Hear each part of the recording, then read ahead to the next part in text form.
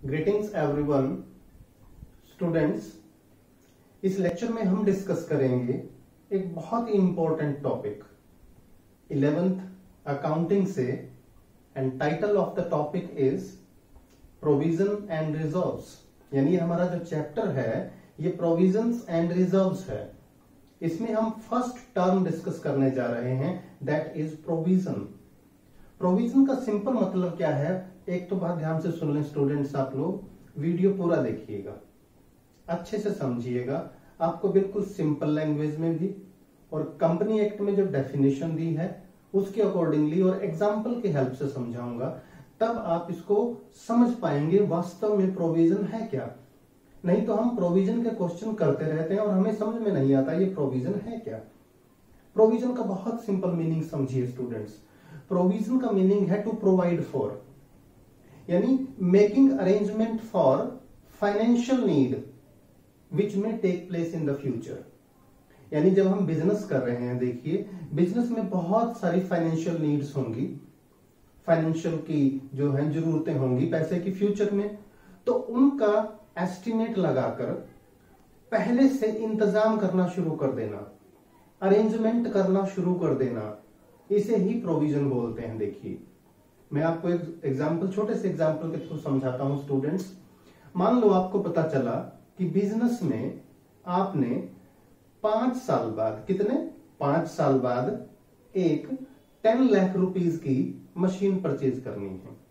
ध्यान से सुनना स्टूडेंट्स, बिजनेस में 5 साल के बाद आपने 10 लाख की एक मशीन खरीदनी है, तो 10 लाख को 5 से डिवाइड कर दो, यानी हर साल आपने कितने का इंतजाम करना है, 2 लाख का। तो हर बार के जो प्रॉफिट होंगे उस प्रॉफिट में से 2 लाख रुपीस एक तरफ निकाल के रख दो, और ये लीगल है। हर साल आपने 2 लाख रुपए प्रॉफिट में से निकाल के फॉर रिप्लेसमेंट ऑफ एसेट्स रख दिए, तो 5 साल में कितने हो गए, 10 लाख रुपए। और जब 5 साल पूरे होंगे आप आसानी से उस एसेट को परचेज कर पाओगे, क्योंकि उसका प्रोविजन, उसका अरेंजमेंट आपने एडवांस में पहले से ही करना शुरू कर दिया था।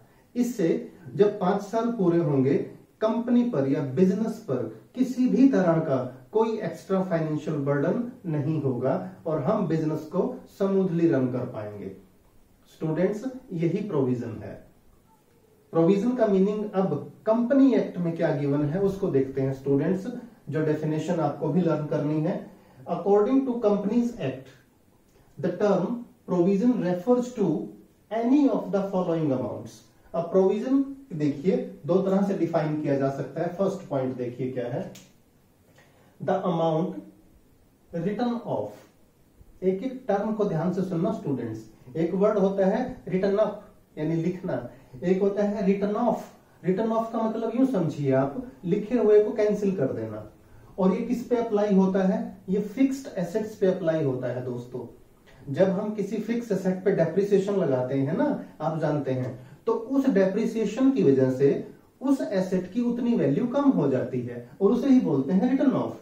यानी depreciation return of on machinery, यानी डेप्रिसिएशन हमने मशीनरी पे राइट ऑफ कर दिया, यानी डेप्रिसिएशन के अमाउंट से मशीन की उतनी वैल्यू कम हो गई और उतना पैसा हमने डेप्रिसिएशन के नाम से अलग रख दिया निकाल के। तो द अमाउंट रिटर्न ऑफ और रिटेन्ड, रिटेन्ड का मतलब प्रॉफिट में से अलग निकाल के रख देना पैसा, बाय वे ऑफ, किस तरह से, प्रोवाइडिंग फॉर डेप्रिसिएशन। यहां से शुरू हो जाइए स्टूडेंट्स समझना।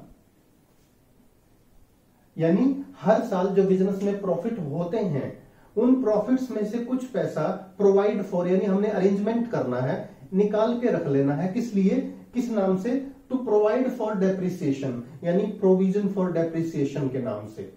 अब इसका फायदा समझिए, जब आप किसी फिक्स एसेट पे, जैसे मशीन है, फर्नीचर है, बिल्डिंग है, जब इन पे आप डेप्रिसिएशन लगाते हो तो एक तरफ तो उनकी मशीन की या फिक्स्ड एसेट्स की वैल्यू कम हो जाती है, यानी उसको हम करेक्ट वैल्यू पे बैलेंस शीट में दिखाते हैं। दूसरी तरफ डेप्रिसिएशन के नाम से उतना अमाउंट हम प्रॉफिट में से कम कर लेते हैं, यानी उतने प्रॉफिट पे टैक्स नहीं लगता और उतने प्रॉफिट हमने निकाल के अलग से रख दिए। किस लिए, ताकि फ्यूचर में उस पैसे से नई मशीन खरीदी जा सके। अब दोबारा समझना स्टूडेंट्स, पेशेंस रखना, ध्यान से सुनना। द अमाउंट रिटर्न ऑफ और retained by way of providing for depreciation, यानी प्रॉफिट में से हमने डेप्रिसिएशन के नाम से पैसा निकाल के रख लिया। रिन्यूअल्स और diminishing in the value of asset, ये रिपेयर एंड रिन्यूअल समझिए आप इसको। देखिए, जब हम कोई फिक्स एसेट परचेज करते हैं तो 2 साल 3 साल 4 साल बाद कई बार उस मशीन को ओवरहॉल करने की जरूरत पड़ती है, यानी उसमें बहुत सारा खर्चा हो जाता है। मान लो 1 करोड़ की मशीन है और उसको थोड़ा अपडेशन करने में ही 10 लाख रुपए लग गए, तो 10 लाख रुपए कहां से आएंगे? उसका अरेंजमेंट करने का लीगल प्रोविजन है कि प्रॉफिट में से उतना पैसा निकाल के पहले से रख लो आप दोस्तों। इसे बोलते हैं रिन्यूअल्स और diminution in the value of assets. तो फर्स्ट लाइन का मतलब यही हुआ, कहीं प्रॉफिट नहीं लिखा हो पर आपको समझना होगा कि आप हर साल बिजनेस के प्रॉफिट में से डेप्रिसिएशन के नाम से, रिन्यूअल और decrease in the value of fix asset के नाम से पैसा निकाल कर रख सकते हो, और ये इंतजाम होगा फ्यूचर फाइनेंशियल नीड्स को पूरा करने के लिए। और अब प्रोविजन में सेकंड डेफिनेशन क्या है, यानी ये नहीं तो ये अप्लाई होगा। देखिए, द अमाउंट रिटेन्ड, यानी वो पैसा जो रख लिया, by way of providing for any non liability. समझिए स्टूडेंट्स बेटा इस बात को, यानी हमने प्रॉफिट्स में से कुछ अमाउंट निकाल के रख लिया, इंतजाम कर लिया, किसके लिए? फॉर एनी नॉन लायबिलिटी, यानी वो लायबिलिटी जिसे हम जानते तो हैं, यानी एक ऐसी लायबिलिटी जिसकी फ्यूचर में हमें पेमेंट करनी पड़ेगी। ऑफ विच, ये ऑफ विच बड़ा इंपॉर्टेंट है यहां। Of which the amount can not be determined with substantial accuracy. Of which यानी जिसका अमाउंट, लायबिलिटी तो नोन है कि फ्यूचर में हमें पे करनी पड़ेगी, लेकिन लायबिलिटी कितनी है उस अमाउंट का अंदाजा हम रीजनेबल एक्यूरेसी के साथ नहीं लगा सकते, यानी 100% एक्यूरेसी के साथ। जैसे प्रोविजन फॉर टैक्स, अब हम 1 अप्रैल से बिजनेस शुरू किया है, 31 मार्च तक जो प्रॉफिट होगा, गवर्नमेंट को, इनकम टैक्स डिपार्टमेंट को उस प्रॉफिट पर हमें टैक्स देना है, पर टैक्स एग्जैक्टली कितना बनेगा ये साल खत्म होने के बाद प्रॉफिट एंड लॉस अकाउंट या statement of profit and loss prepare करने के बाद ही पता चलेगा। लेकिन उसका इंतजाम हम पहले से करना शुरू कर देते हैं और गवर्नमेंट को टैक्स देना भी शुरू कर देते हैं। हम एक अंदाजा लगाते हैं कि हमारे बिजनेस में 50 लाख का प्रॉफिट होगा, उस पे मोटे तौर पर कितना टैक्स बनेगा उसका इंतजाम करना शुरू कर देते हैं पहले से, ताकि जब टैक्स पेमेंट करने की बारी आए तो हमारे पास उतना पैसा सुरक्षित हो। तो ये है प्रोविजन का मीनिंग।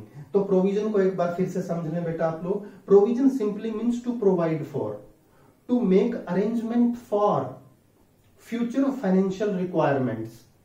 वो रिपेयर ऑफ फिक्स एसेट भी हो सकता है, for replacement of fix asset, यानी जो पुरानी एसेट है उसके बदले नई एसेट लेना, वो भी हो सकता है, फॉर पेमेंट ऑफ टैक्स भी हो सकता है, या और भी एग्जाम्पल हैं। अब आप प्रोविजन के एग्जाम्पल सम देखिएगा स्टूडेंट्स।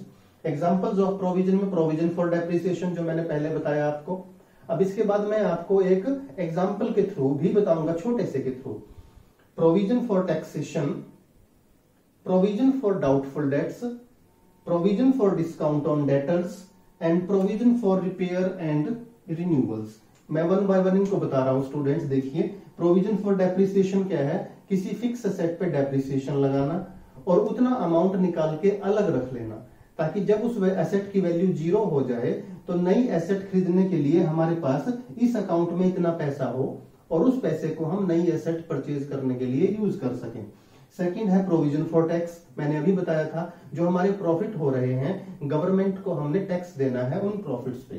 थर्ड है प्रोविजन फॉर डाउटफुल डेट्स।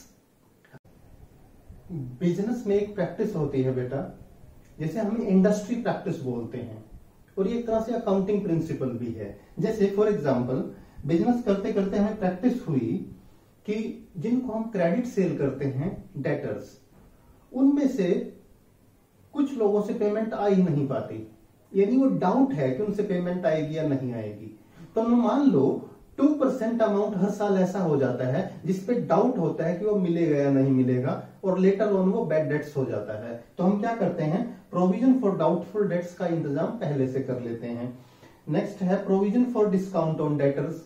इसी तरह की इंडस्ट्री प्रैक्टिस होती है, हमें यानी बिजनेस करते करते पता चल जाता है कि जब भी कोई डेटर्स पेमेंट देने आता है तो हमने उससे 2% कम लेने हैं, और जब हम किसी को पेमेंट करते हैं वो प्रोविजन फॉर क्रेडिटर होता है, हम उसको 2% कम देते हैं। ये इंडस्ट्री प्रैक्टिस होती है, तो उसके अकॉर्डिंगली हम डिस्काउंट ऑन डेटर्स का प्रोविजन बना लेते हैं। इसका मतलब हुआ तो ये लॉस ही हमारा। नेक्स्ट है provision for repair and renewals. अब देखिए जो मशीन खरीदी है उसकी रिपेयर भी होगी, रिन्यूअल भी होगा, उसकी रिप्लेसमेंट भी होगी। तो प्रॉफिट्स में से हम अलग पैसा निकाल के रख सकते हैं कि जब जरूरत पड़े तब उस मशीन को रिप्लेस किया जा सके, उसको रिन्यू किया जा सके, यानी उसकी ओवरहॉलिंग की जा सके, और उसके लिए हमारे पास पैसे का इंतजाम हो।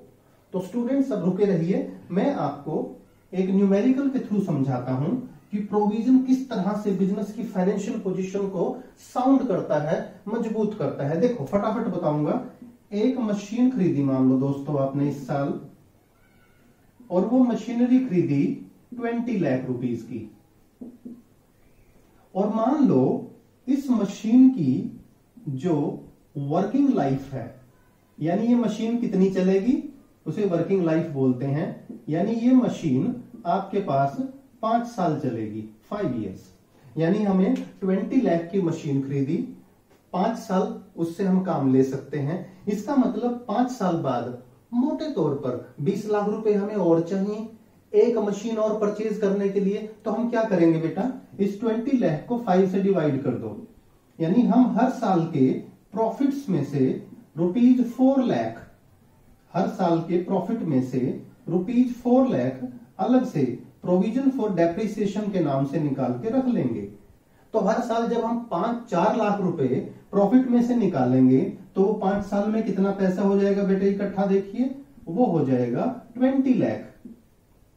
और जब 5 साल बाद हमें उस मशीन को खरीदने की जरूरत पड़ेगी तो प्रोविजन फॉर डेप्रिसिएशन या प्रोविजन फॉर रिप्लेसमेंट के नाम से हमारे पास 20 लाख रुपए का इंतजाम हो चुका होगा। ये बेनिफिट है देखिए प्रोविजन का, कि प्रोविजन की हेल्प से हम बिजनेस की फाइनेंशियल पोजीशन को साउंड करते हैं, और जब पैसे की जरूरत होती है हम पर एक्स्ट्रा बर्डन नहीं पड़ता। उस समय तक हम प्रॉफिट में से उतना पैसा अलग से निकाल के रख चुके होते हैं, और उस पैसे की हेल्प से अपनी उस फाइनेंशियल नीड को पूरा कर लेते हैं। This is all about provision. Video को बड़े ध्यान से सुनना बेटा, हर कंटेंट, हर टर्म जो मैंने बताई, हर एग्जाम्पल जो बताया, उसको बड़े ध्यान से दिमाग में बिठाइएगा। वीडियो आपको अच्छा लगा होगा, आई नो इट। वीडियो को लाइक कीजिए, फ्रेंड्स के साथ शेयर कीजिए, और चैनल अभी तक सब्सक्राइब नहीं किया तो चैनल को सब्सक्राइब करना ना भूलें।